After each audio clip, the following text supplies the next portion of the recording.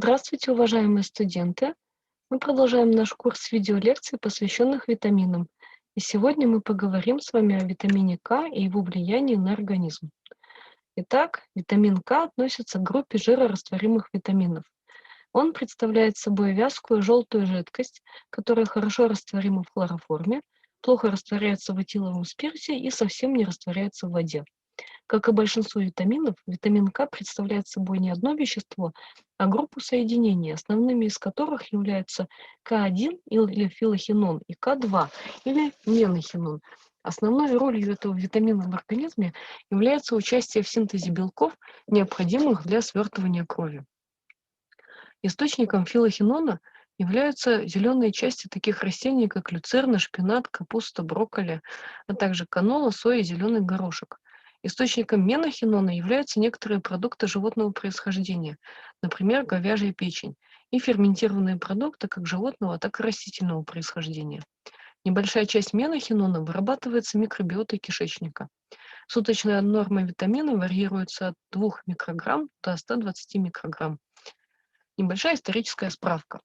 В 1926 году датский ученый Хенрик Дам изучал влияние бесхолестериновой диеты на развитие геморрагической болезни у цыплят. Добавление очищенного холестерина не устраняло симптомов кровотечения в подкожно-жировой клетчатке и мышцах. Однако при добавлении в корма злаков у цыплят повышалась свертываемость крови, что и дало витамину его название. То есть К означает коагуляция. В 1939 году швейцарский ученый Пауль Каррер выделил витамин К из люцерны и назвал его филохиноном. В этом же году американский биохимик Эдвард Дойзи выделил из гниющей костной муки вещество с антигеморрагическим действием, но с иными свойствами, нежели филохинон, и назвал его витамином К2. Нужно сказать, что за открытие витамина К Дам и Дойзи получили Нобелевскую премию. Так как же витамин К влияет на свертываемость крови? Рассмотрим схему остановки кровотечения. При нарушении целостности покровов в результате механического повреждения разрушаются тромбоциты, и в кровь попадает белок тромбопластин. Парадгормон из паращитовидных желез стимулирует выброс ионов кальция из костей в кровь. Благодаря ионам кальция происходит образование из тромбопластина неактивного белка протромбина.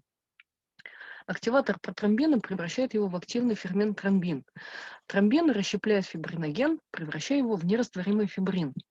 А фибриновые волокна образуют сетку, в которой застревают форменные элементы крови, что препятствует ее потере.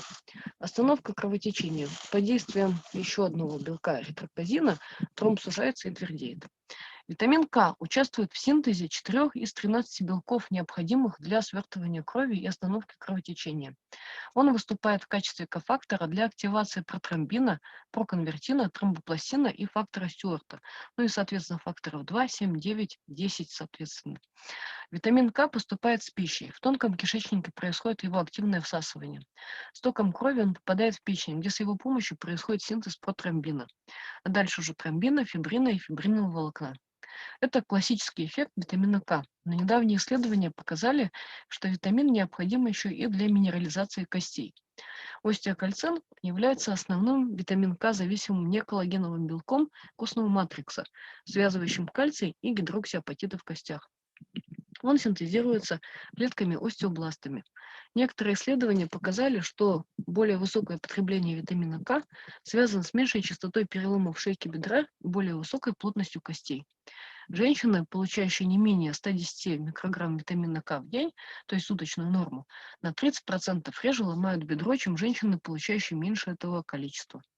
Однако результаты клинических испытаний и метаанализов противоречат друг другу, и до сих пор неизвестно, уменьшают ли добавки витамина К переломы костей, так как это может быть связано с множеством других факторов, влияющих на здоровье костной ткани, включая недостаток кальция, витамина D, физических упражнений, которые могут нивелировать пользу от приема витамина К.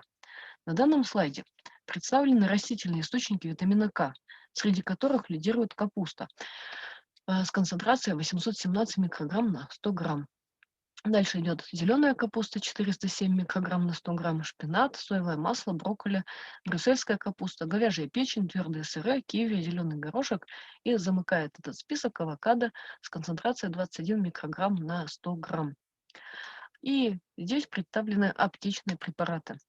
Гиповитаминоз может возникнуть при хроническом воспалении тонкого кишечника, при синдроме малябсорбции, после хирургического иссечения части кишечника, при гепатитах разной этиологии, циррозе печени, опухолей поджелудочной железы, желчекаменной болезни, а также при длительном приеме антибиотиков, подавляющих микрофлору кишечника и антикоагулянтов, препятствующих сворачиванию крови. На этом все. Большое спасибо за внимание.